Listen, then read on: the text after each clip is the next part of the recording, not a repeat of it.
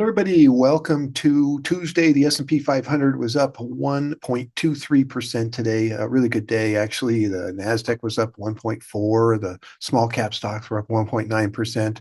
So it's typical on an election day to have a good market, at least on that day.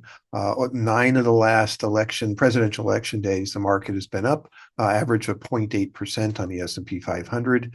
So today was actually a little bit better than average. I think it's just sort of an anticipation of what has been happening after the elections, where we're getting these kind of big runs that happen. And so people are getting in there early, at least with some money, before we really even know the results.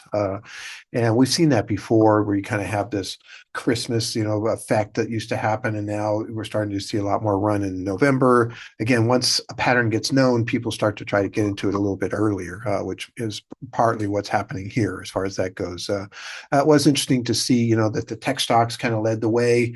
They've been kind of having a bumpy ride here through the summer and most of this fall, actually doing okay, but not doing as well as they were.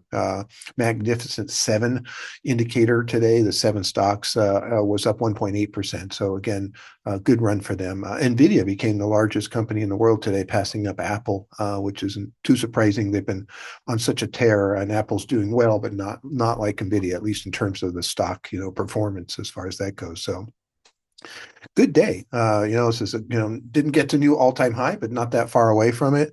I think the pre-election market was really good. I was very pleased, actually. The past 60 days has just been kind of more or less going sideways as a whole, up a little, which isn't bad either.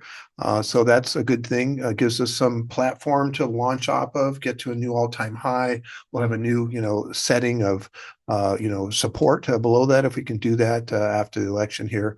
So very exciting. Things are working out so far the way that they should. Obviously, we'll see what happens with the election. I mentioned yesterday the one scenario that probably would be interesting just in terms of possible volatility is an undecided election for some period of time.